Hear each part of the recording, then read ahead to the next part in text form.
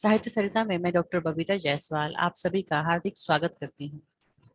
साथियों, आज मैं जिस उपन्यास पर चर्चा करने जा रही हूँ उस उपन्यास का नाम है त्यागपत्र। त्यागपत्र उपन्यास जैनेन्द्र कुमार द्वारा रचित है और यह उपन्यास एमए, नेट, यूपीएससी और अन्य विश्वविद्यालयों में पाठ्यक्रम में संकलित है। अपने आप में यह उपन्यास इतना महत्वपूर्ण है कि हिंदी उपन्यास परंपरा में या हिंदी उपन्यासों का जब भी नाम लिया जाता है तो इस उपन्यास को दरकिनार नहीं किया जा सकता। आज मैं इस उपन्यास की कथा का सार प्रस्तुत करूंगी या आप इसे संक्षिप्त कथा वस्तु भी कह सकते हैं। आगे आने वाली वीडियो में मैं इस उपन्यास पर पूरी तरह से बातचीत भी करूंगी जिसमें सभी पक्षों का विश्लेषण शामिल होगा। तो आज मैं इस उपन्यास की कथा का सार, जो छात्र छात्राएं इस उपन्यास को पूरा पढ़ नहीं पाते हैं या पढ़ करके याद नहीं कर पाते हैं, ऐसी कथा वस्तु जानना उनके लिए बहुत आवश्यक है। तो सबसे पहले हम शुरुआत करेंगे इसकी कथा के सार से।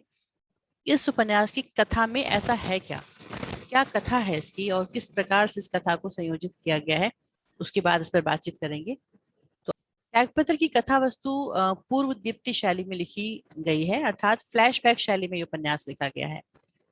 इस कारण से इसकी अनेक घटनाओं में सामान्यतः कथानक की भांति, जो सामान्यतः कहानियों के कथानक होते हैं या उपन्यासों के प्लॉट लिखे जाते हैं, उसकी भांति तालमेल और क्रमिक विकास का अभाव है, मतलब क्रमबद्धता का अभाव है।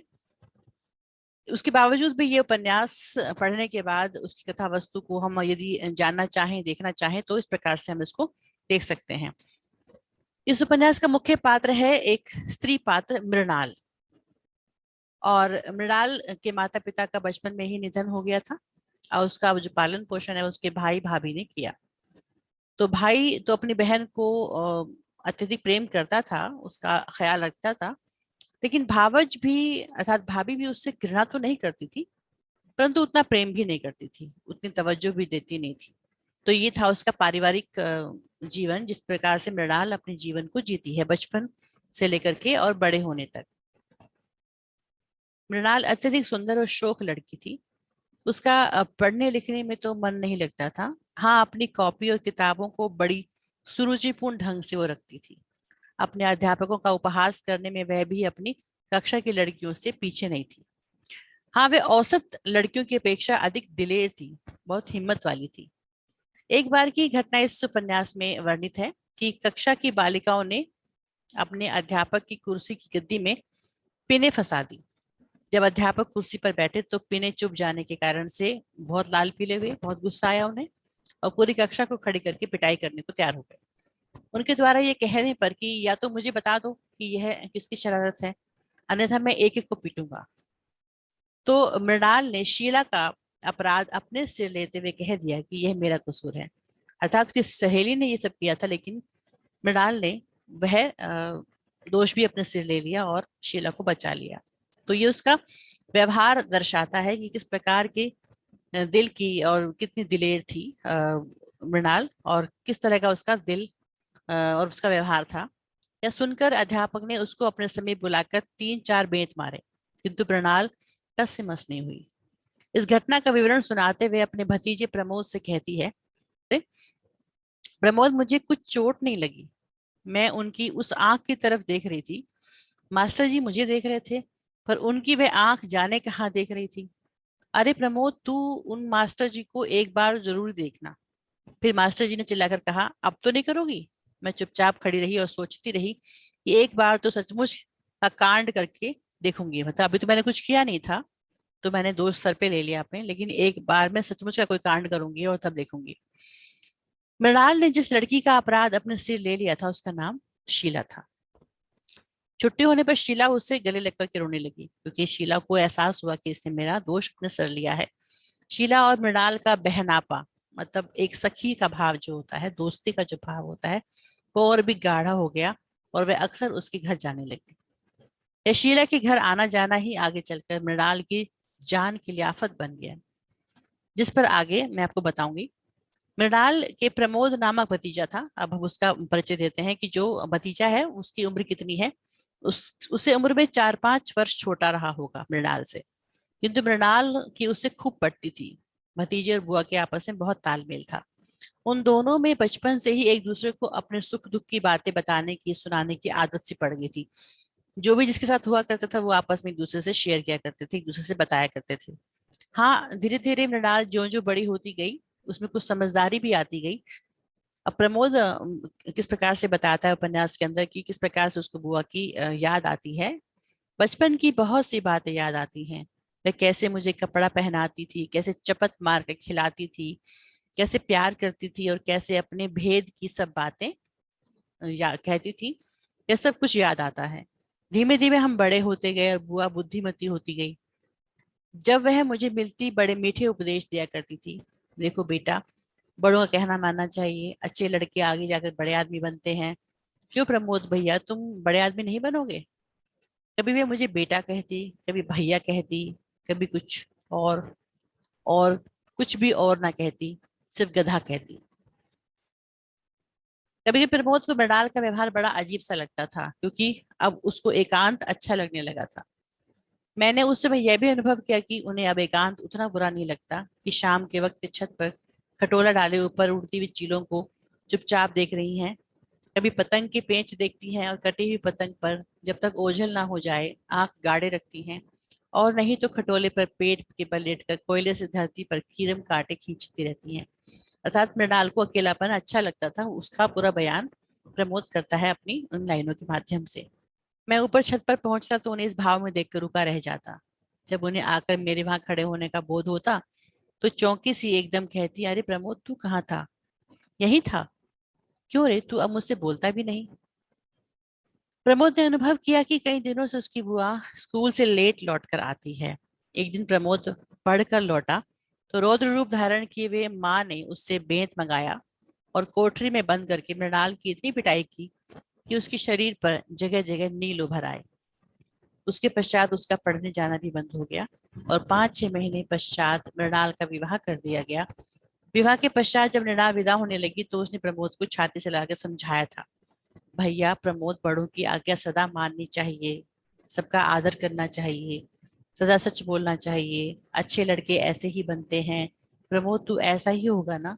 बाद में उसने यह भी कहा, प्रमोद तेरी बुआ तो मर गई है, तू उसे अब कभी याद मत करियो, कैसा राजा भैया है हमारा। प्रमोद भी अपनी बुआ से रोता हुआ चिपट गया और उसे बड़ी कठिनाई में उसको ससुराल जाने दिया। मृणाल का विवाह जल्दबाजी में किया गया था, अतः लड़का खाते पीते घर का होते हुए भी दुहाजू था। दूसरा विवाह था उसका। परिणाम यह निकला कि पहले से ही शीला के भाई की और अनुराग होने के कारण से मृणाल इस विवाह से प्रसन्न नहीं थी। ससुराल से लौटकर मृणाल ने प्रमोद के हाथों शीला के भाई को एक पत्र भेजा। उस पत्र को पढ़कर शीला के भाई ने भी एक चिट्ठी लिखकर प्रमोद के हाथों मृणाल के पास भिजवा दी और जबानी यह भी कहने को कहा कि अभी मैं 1 महीने तक यही हूँ।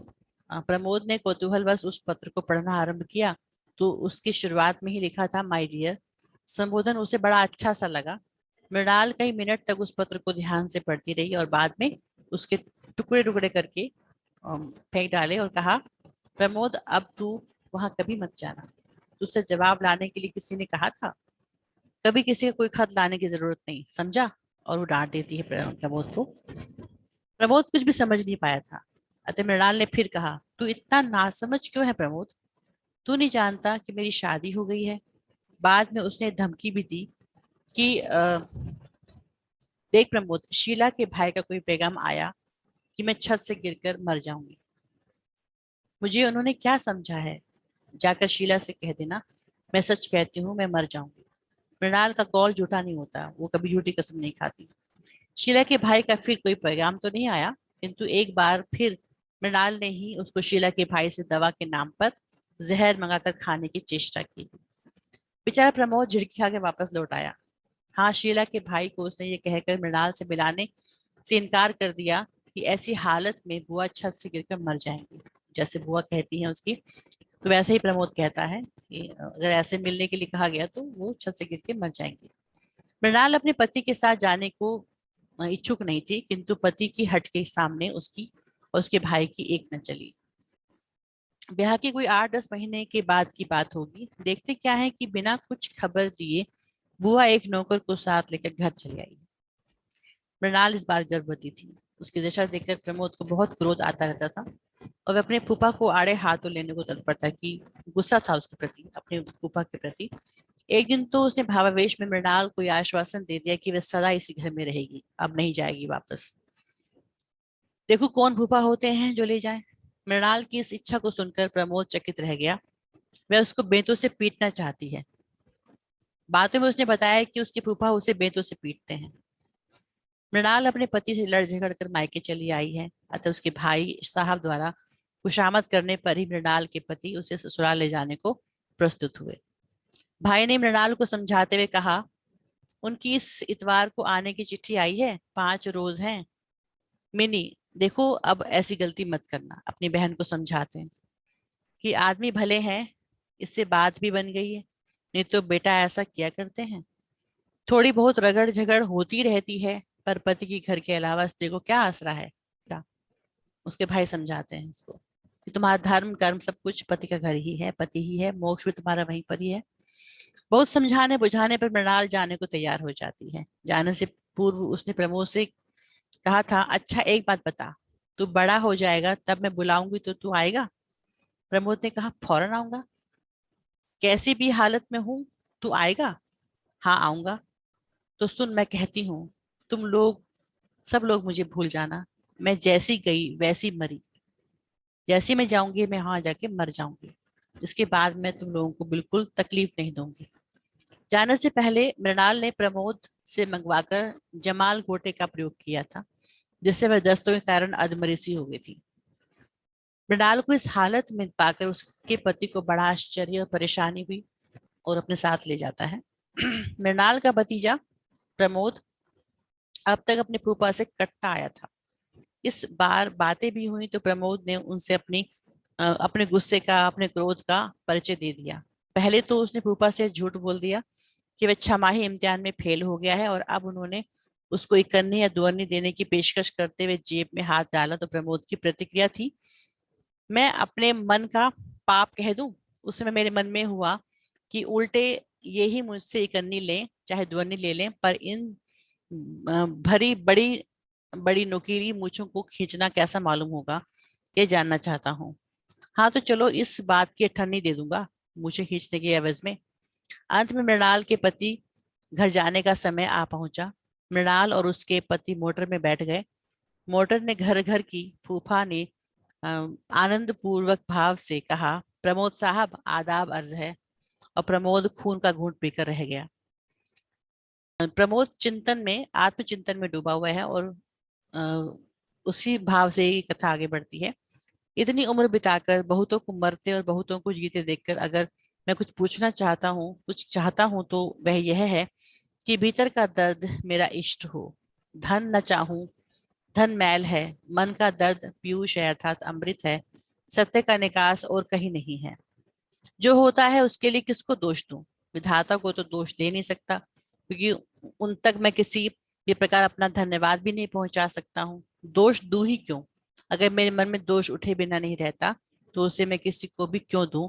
स्वयं ही क्यों न ले लूं? बुआ का जो अंत हुआ, उस पर मैं क्या सोचूं? मैं कुछ नहीं चाहता।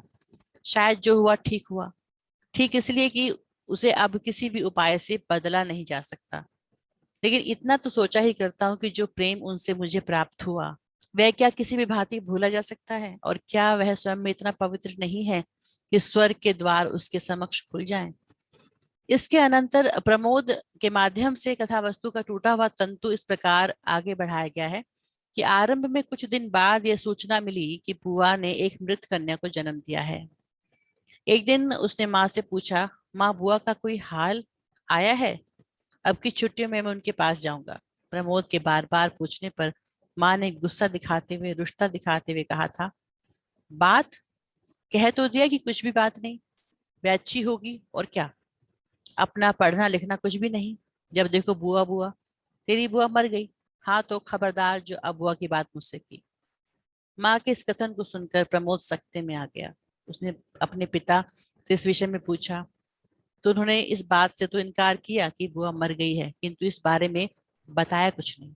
लंबा समय बीत जाने पर प्रमोद को पता चला कि उसकी बुआ को पति ने त्याग दिया है, छोड़ दिया है।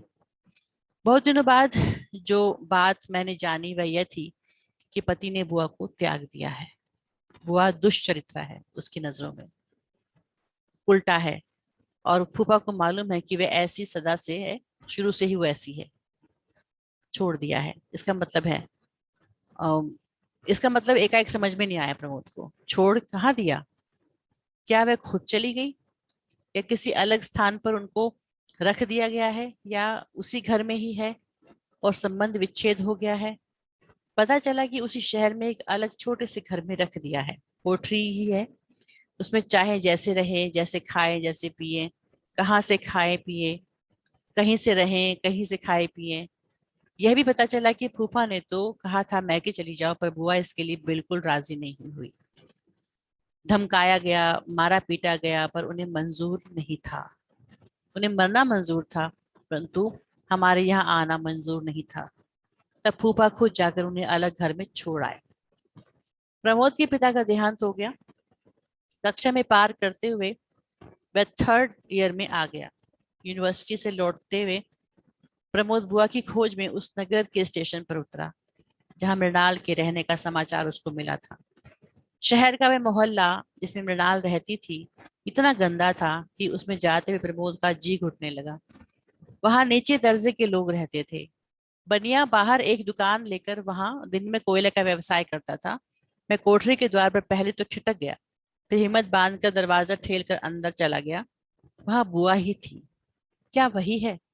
लेकिन वही थी, एक धोती में बैठी अंगीठी पर कोयले की आंच में रोटी सेक रही थी। मृणाल ने प्रमोद को पहचान कर भी उसको ना पहचानने का बहाना करते हुए उसकी ओर आंख उठाकर नहीं देखा। प्रमोद द्वारा ये बताने पर भी कि बुआ मैं प्रमोद हूँ, मृणाल नहीं बोली। इसी प्रकार प्रमोद के ये पूछने पर भी उसने कुछ उत्तर नहीं दिया कि क्या मैं लौट जाऊं। तभी वह पुरुष आ गया जिसके साथ मृणाल रहा करती थी। उसने उस आदमी से कहा कि इनसे पूछो कि यहाँ क्यों आए हैं। जब प्रमोद यह कहकर लौटने लगा कि मैंने कल से कुछ नहीं खाया है और मुझको जोर से भूख लगी है, तो मृणाल ने उस आदमी से कहा सुनते हो नहीं हो, खड़े क्या हो, जाकर 4 पैसे का दही ले आओ। प्रमोद बेतकल्लुफी से बुआ के समीप बैठ गया और अपनी ओर से उसको ये सूचनाएं दी कि पिताजी का देहांत हो चुका है और अब मैं बीए में पढ़ रहा हूँ। उससे उसे घर चलने का आग्रह करते हुए कहा कि माताजी मुझको विवाह के लिए दबा रही हैं, विवाह के लिए जोर डाल रही हैं, और तुम्हारे अभाव में, तुम्हारे बिना मेरी ओर से बोलने वाला कोई नहीं है। यदि मेरे साथ जबरदस्ती हुई तो मैं इसका दोष तुमको दूंगा। धीरे धीरे मृणाल ने प्रमोद से बात करना शुरू किया। प्रमोद ने जब मृणाल के साथ चलने का आग्रह किया, सुनकर जैसे उसे बिजली छू गई हो। चेहरा उसका एकदम फक, जैसे लहू जम गया हो। निगाह नीचे डाली और कुछ न बोली। मैं भी चुप ही रहा। थोड़ी देर बाद मैंने कहा चलोगी नहीं? बुआ ने इस बार मानो अत्यंत कठोर स्थिर भाव से मुझको देखते हुए पूछा, कहाँ? मैंने कहा कहाँ क्या, घर। बुआ ने उसी भाव से देखते रहकर कहा, माँ ने कहा है। मैं तो कह रहा हूँ। यह सुनकर मानो उसका धीरज का बांध और उसके चेहरे का कठिन भाव कुछ कम हो आया। बोली, पहले शादी तो कर लो, तब घर बनेगा, और उस समय कहने आओगे तब मेरे सुनने का भी वक्त होगा। प्रमोद ने स्वयं के बालिग होने का तथ्य प्रस्तुत करते हुए चलने का आग्रह किया कि मैं बालिग हो चुका हूँ, मैं आपको रख सकता हूँ, तो आप मेरे साथ चलो। तो मृणाल ने अपना अंतिम निर्णय सुनाते हुए कह दिया, जरूर ले चलेगा तो सुन, मैं नहीं जाऊंगी, मैं नहीं जा सकती। तुम मुझको नहीं जानते हो, मैं पति के घर को छोड़कर आ गई हूँ। पति है, पर दूसरे पुरुष के आश्रय पे रह रही हूँ, उसके साथ रह रही हूँ। तुम न जानो, मैं जानती हूँ। तुम अपनी आंखें ढक लो, लेकिन मुझसे सारा पातक निकल जाने को नहीं कह सकते। फिर जिसको साथ लेकर पति को छोड़ आई हूँ, उनको मैं छोड़ दूं? उन्होंने मेरे लिए क्या नहीं त्यागा। उनकी करुणा पर मैं बची हूँ। मैं मर सकती थी, लेकिन मैं नहीं मरी। मरने को अधर्म जानकर ही मैं मरने से बच गई। जिसके सहारे मैं उस मृत्यु के अधर्म से बची, जिसके सहारे मैं बची, उन्हीं को छोड़कर मुझसे कहते हो कि मेरे साथ चलो। मैं नहीं छोड़ सकती, पापिनी हो सकती हूँ, पर उसके ऊपर अकृतज्ञ भी बन जाऊं, जिसने मेरा सहारा बना, मैं उसके प्रति कृतज्ञ कैसे हो जाऊं? नहीं प्रमोद, तुम सब लोग मुझे मरा हुआ क्यों नहीं मान लेते हो? क्यों मुझे तंग करते हो? अर्थात मैंने पति ने मुझे छोड़ा तो जिस व्यक्ति ने मुझे सहारा दिया उसको छोड़ करके मैं तुम्हारे साथ नहीं जा सकती। मृणाल के इन तर्कों के आगे हार कर प्रमोद को अकेले ही लौट आना पड़ा। बातों में मृणाल ने यह भी स्पष्ट कर दिया कि वह पुरुष भी उसके साथ अधिक समय तक नहीं रह पाएगा। ऐसा नहीं है कि वो हमेशा के लिए रहेगा साथ में इसके। तुम समझते हो कि यह आदमी जिसके साथ मैं रह रही हूँ, वो कहती है उपन्यास में, मुझे ज्यादा दिन रख सकेगा? नहीं, मैं जानती हूँ कि एक दिन ये छोड़कर मुझे चला जाएगा। तभी इस कोठरी से मेरे उठने का भी दिन होगा। प्रमोद को यह पूछने पर कि उस हालत में आप क्या करोगी, मृणाल ने दृढ़ता से कहा था, वेश्यावृत्ति नहीं करने लगूंगी, इसका विश्वास रखो। अपने कथन का स्पष्टीकरण करते हुए उसने आगे कहा, जिसको तन दिया उससे पैसा कैसे लिया जा सकता है? किस तरह की विचारधारा की है मृणाल? इसको तन दूंगी, उसको उससे मैं पैसा कैसे ले सकती हूँ? ये मेरी समझ में नहीं आता। तन देने की जरूरत मैं समझ सकती हूँ, इस बात को वो एक्सेप्ट कर सकती है। तन दे सकूंगी, शायद यह अनिवार्य भी हो, पर लेना कैसे? दान सभी का धर्म है, नहीं तो उसका और धर्म क्या है? उससे मन मांगा जाएगा, तन भी मांगा जाएगा, सती का आदर्श और क्या है? पर उसकी बिक्री, ना ना, यह नहीं होगा। मतलब वो सब कुछ देने को तैयार है, लेकिन उसके बदले में पैसा लेने को, बेचने को, उसकी उसको बिक्री के रूप में स्थापित कर देने को स्वीकार नहीं करती है। अपने पति विच्छेद के विषय में भी उसने प्रमोद को बताया कि पति से वो अलग कैसे हुई, कि मैं उनके इच्छा अनुसार ही उनसे अलग रहने लगी थी। वो चाहते थे कि मैं उनसे अलग रहूं। उन्होंने मुझसे घृणा करना क्यों आरंभ किया? इसका कारण यह था कि मैंने यह सोचकर कि पतिव्रता को सच्ची होकर रहना चाहिए। जो भी जीवन में हुआ है बचपन से लेके अब तक, वो सब मुझे बता देना चाहिए। सच्चाई पे विवाह का जो दारोमदार है वो टिका होता है। तो सब कुछ मैंने उसको बता दिया, जो जो मेरे मन में था वो सब बता दिया, जो जो मैं सोचती थी वो सब बता दिया। और उस बताने के क्रम में शीला के भाई से आया पत्र भी मैंने अपने पति को दिखा दिया था। पत्रों को देखकर तुम्हारे फूफा बिगड़ उठे थे। जब मैंने अपने सहेली के भाई के पत्र को दिखाया तो वो बिगड़ उठे। यही था तो मुझसे शादी क्यों की, कहने लगे। कुछ देर बाद उन्होंने मुझसे कहा कि मैं हरामजादी हूँ। मैंने कोई प्रतिवाद नहीं किया, मैंने कोई उसका विरोध नहीं किया। उस दिन से तुम्हारे फूफा मुझसे किनारा करते चले गए। अब तो मुझे तो अब नाराज होने का भी अधिकार नहीं था। काम करती थी और जो मिलता उसे पेट भर कर पड़ी रहती थी। पर मुझे ऐसा लगा कि उनकी आंखों में मैं अब कांटा हूँ। इसकी वजह से भी मुझे दिखाई दी कि मेरी उपस्थिति उनको खटक रही है। कह देकर मैंने एक रोज उनसे जाकर कह दिया कि आप चाहे तो मुझे घर से दूर कर सकते हैं। उन्होंने कहा, हाँ जाओ, अपने मैके चली जाओ। मैंने कहा, वहां से तो मैं कटकर आ गई हूँ, अब तो मैं वहां नहीं जा सकती। आपकी नाराजगी में मेरा वहां जाना धर्म नहीं है। अब आप नाराज हो जाएं तो मैं वहां जा नहीं सकती। मेरे भाई ने पहले ही मुझे कहा है कि पति के घर तुम्हारा घर है, धर्म वही है, कर्म वही है। इस पर मृणाल को उसके पति ने उसी नगर में एक कोठरी में ला करके उसको वहां पर पहुंचा दिया। उस कोठरी में अकेली रहती थी मृणाल की पूछताछ करने के लिए वह कोयले की दुकान पर बैठने वाला व्यक्ति आया करता था। और वह उस रूप के दीवाने के साथ इस नगर में भाग आई थी और अपने साथ उस 1,000-1,200 रुपए के माल को भी ले आई थी जो उसके पति ने उसको दिया था। मृणाल को प्रमोद को यह बताने में कोई लज्जा और कोई संकोच का अनुभव नहीं हुआ कि यदि वह व्यक्ति अपने परिवार से जा मिलता है तो इसमें कुछ भी अनुचित नहीं है। उसे अब चले ही जाना चाहिए। परिवार वहां अकेला है, वह मुझे नहीं झेल सकती। मेरी कोशिश है कि वह मुझसे उकता जाए। अपनी अवस्था में जानती हूँ, मैं जानती हूँ कि मेरे पेट में बालक है, लेकिन ऐसी अवस्था में भी स्वार्थ की बात सोचना ठीक नहीं। मैं चाहती हूँ अपने परिवार में चला जाए। मैं उसे उसके परिवार में लौटा कर ही मानूंगी कि वो अपने परिवार में चला जाए। अब समय आया है कि इस बात की अकल आ जाए उसे। अब उसका मोह छूट चुका है, वो भी मुझसे अब विरक्त हो चुका है कि मैं उसकी सर्वस्व नहीं हूँ, सब कुछ मैं नहीं हूँ। मैं बस एक बदजात व्यभिचारिणी स्त्री हूँ। अपने लिए स्टेटमेंट देती है मृणाल कि मैं बस एक बदजात हूँ और व्यभिचारिणी हूँ, स्त्री हूँ। अपने विषय में मृणाल जो कुछ कहती है, पाठकों को भी इसमें कुछ संदेह नहीं रहता कि वह वास्तव में ही एक व्यभिचारिणी और वाचाल स्त्री है। इस पर भी वे पतिव्रत धर्म की डींग मारते हुए कहती है, प्रमोद, मैं इसी से कहती हूँ कि जब तक आस है तब तक वह पुरुष अन्य नहीं है। जब तक आस है तब तक वो मेरा ही है। मेरा सब कुछ उसका है, उसकी सेवा में कोई कमी नहीं कर सकती। पतिव्रत धर्म तो यही कहता है। बेचारा प्रमोद क्या कहता। वह मन महसूस कर रह जाता है, उसके अंतर मन में द्वंद्व खड़ा हो जाता है। इस बुआ का मैं क्या बनाऊं, इसकी कोठी में ही मैं अपना क्या बनाऊं। यहाँ सब कुछ उलट पुलट गया मालूम होता है। पति के घर को छोड़कर यहाँ गंदे व्यभिचार में रहने वाली नारी पति धर्म की बात करती है, और उसकी बातों को सुनता हुआ एक पढ़ा लिखा मुझ जैसा समझदार युवक उस नारी को लांछित नहीं करता, बल्कि उसके प्रति और खिंच कर रह जाता है। ओह, असहनीय बात है ये, प्रमोद सोचता है अपनी बुआ के बारे में। प्रमोद जब उससे पूछता है कि क्या वह उसके विवाह में नहीं आएगी, तो मृणाल सामाजिक नियमों की दुहाई देकर न जाने न आने का निश्चय करती है।